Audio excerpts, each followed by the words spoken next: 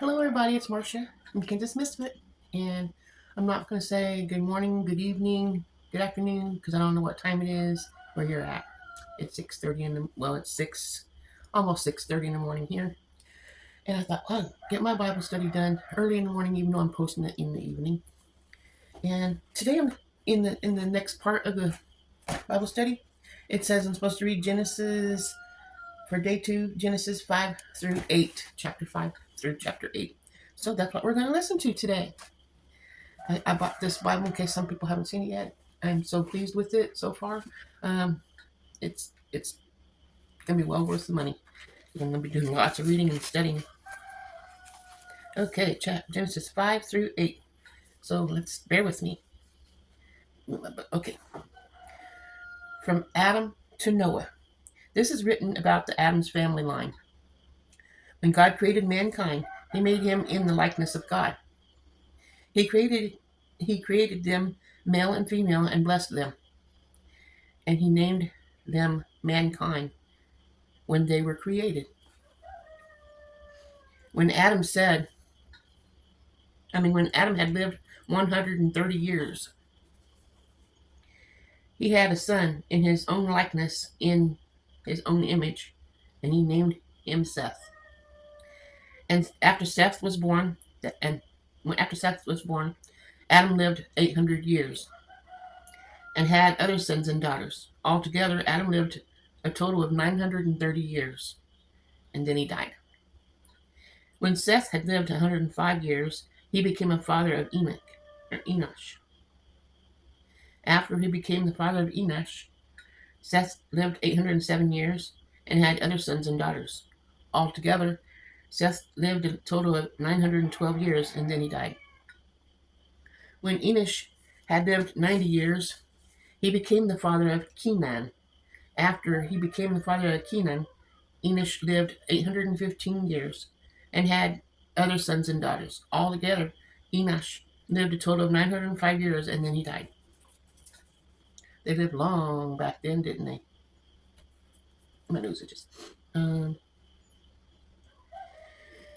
When Kenan had lived 70 years, he became the father of Mahalalel. After he became the father of Mahalalel, Kenan lived 840 years and had other sons and daughters. Altogether, Kenan lived a total of 910 years, and then he died.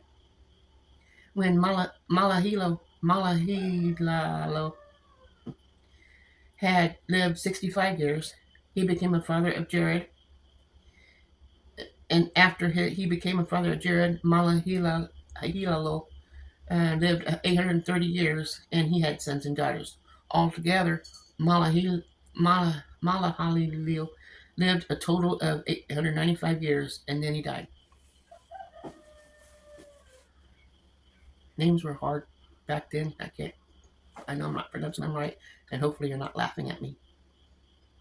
When Jared had lived 162 years. Oops, almost dropped my Bible. When Jared had lived 162 years, now it's 6:30.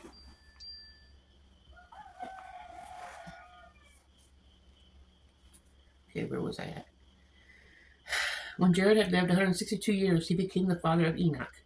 After he became the father of Enoch, Jared lived 800 years and had other sons and daughters.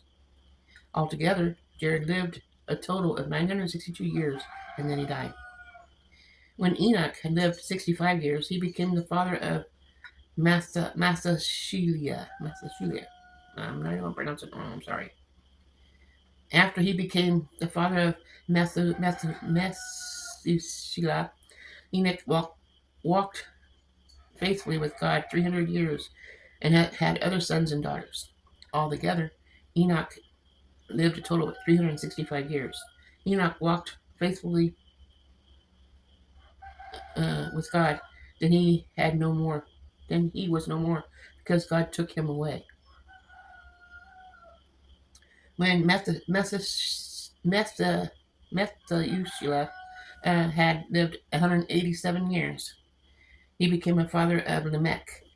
After he became a father of Lamech, Methuselah lived 782 years and had other sons and daughters.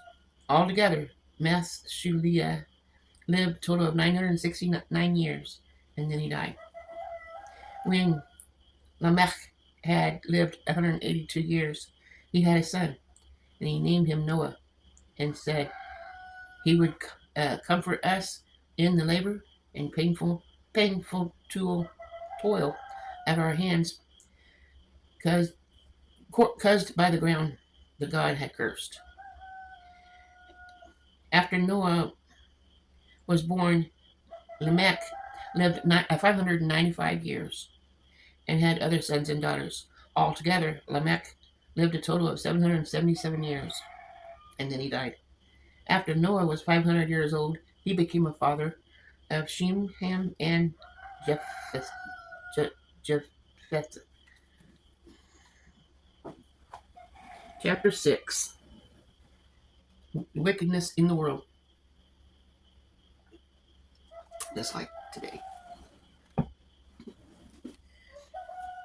When human beings began to increase in number on the earth, and daughters were born to them, the ones of God saw that the daughters, those boosters are loud. I'm sorry. The sons of God saw that the daughters and humans were beautiful, and they married any of them they chose. Then the Lord said, My spirit will not contend with humans forever, for they are mortal. Their days will be 120 years. Their days would be 120 years. I guess that's all the longer that we could be alive. Okay. The Nephilim were on the earth in those days, and also afterward. When the sons of God went to the daughters of humans and the children by them, and had children by them, they were the heroes of old men and renown. The Lord saw how great the wickedness of the human race had become on the earth, and that every inclination of the thoughts of the human hearts was only evil all the time. The Lord regretted that he had human beings on the earth. Must have been real bad. And his heart was deeply troubled. So the Lord said, I will wipe from the face of the earth the human race I have created. And with them, the animals, the animals, the birds, and the creations that moved along the ground, for I regret that I have made them. But Noah found favor in the eyes of the Lord. Noah and the flood.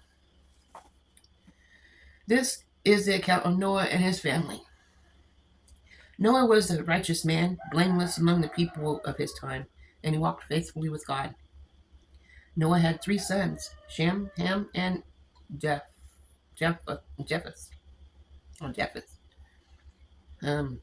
Now the earth was corrupt in God's sight and was full of violence. God saw how corrupt the earth had become. For all the people on earth were corrupt in their ways. So God said to Noah, I'm going to put an end to all the people. For the earth is filled with violence because of them. And I'm surely going to destroy both them and the earth. So make yourself an ark of cypress wood. Cypress is pretty. I love that smell. I'm sorry. Got distracted. Make room in it and coat it with pinch inside and out. This is how you are to build it. The ark is to be 300 cubits long, 50 cubits wide, and 30 cubits high. Make a floor for it, leaving below the roof an opening 1 cubit high all around. Put a door in the side of the ark and make lower, middle, and upper decks. So it's got 3 levels in there. That's a big ark. I'm going to bring floodwaters on the earth to destroy the life under the heavens. Every creature that has a breath of life in it. Everything on earth will perish, but I will establish my covenant with you. And you will enter the ark, you and your sons and your wife and your sons' wives with you. You are to bring them to the ark, and all living creatures, male and female, to keep them alive with you. Two of every kind of bird and every kind of animal and every other kind of creature that moves along the ground will come with you. Will come to you to be kept alive. That's awesome. I didn't know that happened. See, every time you read the Bible, you learn something different. They came to him. He didn't have to go search for them. They came to him. That is awesome. One male, one female. Everything God created, every creature that crawleth or moved, lived, animals, birds. Wow. You are to take every kind of food that is to be eaten and stored away as food for you and for them. Noah did everything just as God commanded him. The Lord said to Noah, "Go into the ark, you and your whole family, because I have found you righteous in this generation. Take with you 7 pairs of every kind of clean animal." What? Take with you 7 pairs of every kind of clean animal. A male and a female, and 1 pair of every kind of unclean animal.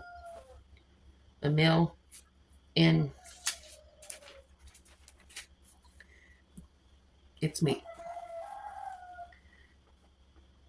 And also 7 pairs of every kind of bird, male and female, to keep their variation kinds alive throughout the earth. 7 days from now, I will send rain on the earth for 40 days and 40 nights, and I will wipe from the face of the earth every living creature I have made.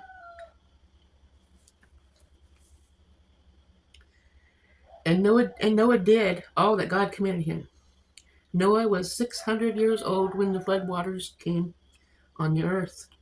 And Noah and his sons and his wife and his sons who entered the ark to escape the waters of the flood, pairs of clean and unclean animals, of birds and of all creatures that move along the ground, male and female, came to Noah and entered the ark, as God had commanded Noah. And after the 7 days, the floodwaters came to the earth. On the 600th year of Noah's life, on the 17th day of the 2nd month, so that's February 17th day of the 2nd month. On that day, all the springs of the great deep burst forth, and the floodgates of the heavens were opened. The rain fell on the earth 40 days and 40 nights.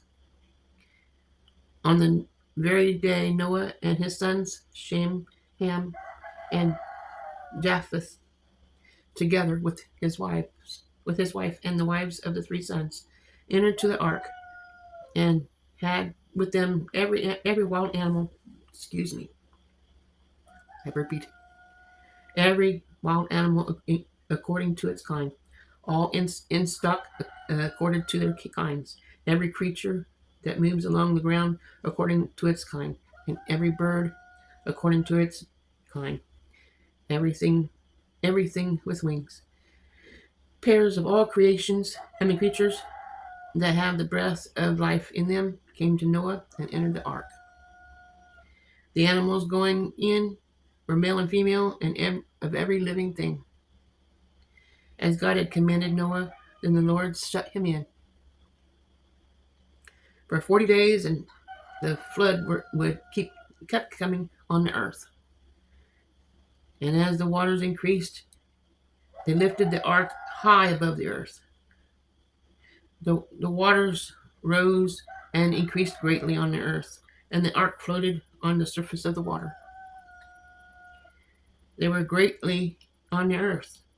They rose greatly on the earth, and all the high mountains under the entire heavens was covered. That's real deep water.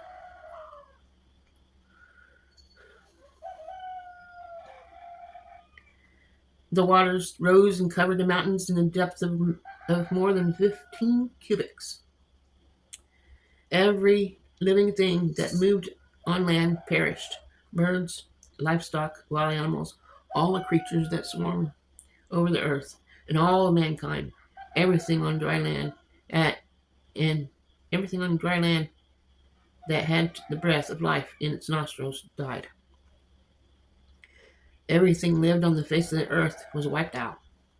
People and animals and the creatures that were along the ground and the birds were wiped from the earth. Only Noah was left, and those with him in the ark. The waters flooded the earth for 150 years. It's a long time to live in the ark with stinky animals. Let me see how far I'm supposed to read today. One more chapter, chapter 8. I'm sorry. I'm not sorry, but I'm sorry. But God remembered that Noah and all the wild animals and the livestock that were with him in the ark, and he sent a wind over the earth, and the waters receded. Now the springs of the deep and the floodgates of the heavens have been closed, and the rain had stopped falling from the sky. The water receded steadily from the earth. At the end of 150 years, the water had gone down. And on the 17th day in the seventh month, so January, February, March, April, May, June, July 17th, the ark came to rest on the mountain of Ararat. I can't pronounce that. Ararat. The waters continued to recede into the 10th month, and on the first day of the 10th month, October 1st, the tops of the mountains became visible. It took a long time for the flood to be there, and then a long time to get rid of it. And wow, that's amazing. After 40 days, Noah opened a window he had made in the ark and sent out a raven. I thought it was a dove, but I guess it was a raven. And it kept flying back and forth until the water had dried out. I can't even read. And it kept flying back and forth until the water had dried up from the earth. Then he sent out a dove to see if the water had receded from the surface of the ground. But the dove could find nowhere to perch because there was water over the surface of the earth. I need another drink. It's early in the morning, guys, for me.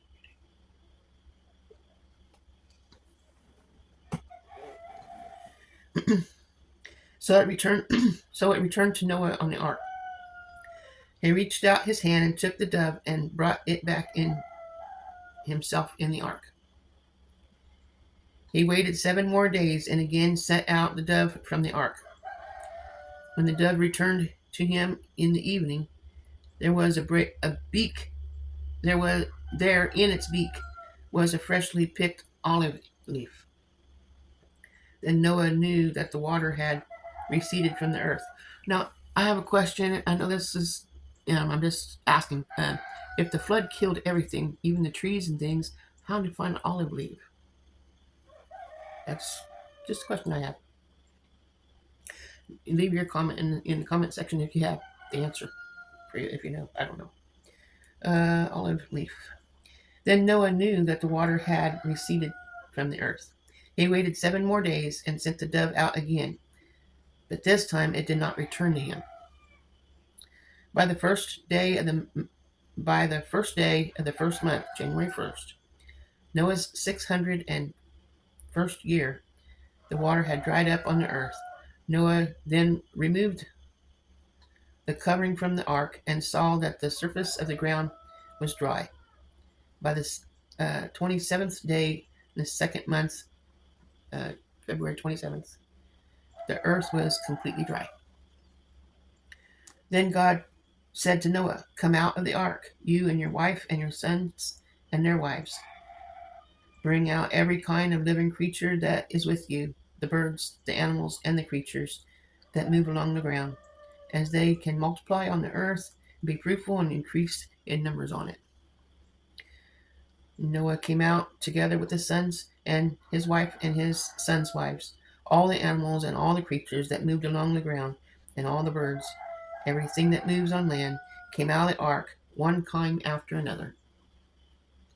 Then Noah built an altar to the Lord, and taking some of all of the clean animals and clean birds, he sacrificed burnt offerings on it. The Lord smelt the pleasing aroma and said in his heart, "Never again will I curse the ground because of humans, even though every inclination of the human heart is evil from childhood, and never again will I destroy all creatures I have done. As long as the earth endures, seed time and harvest, cold and heat, summer and winter, day and night will never cease." That is it for today. Tomorrow we'll continue. I was looking for my bookmark. I forgot. It's right here.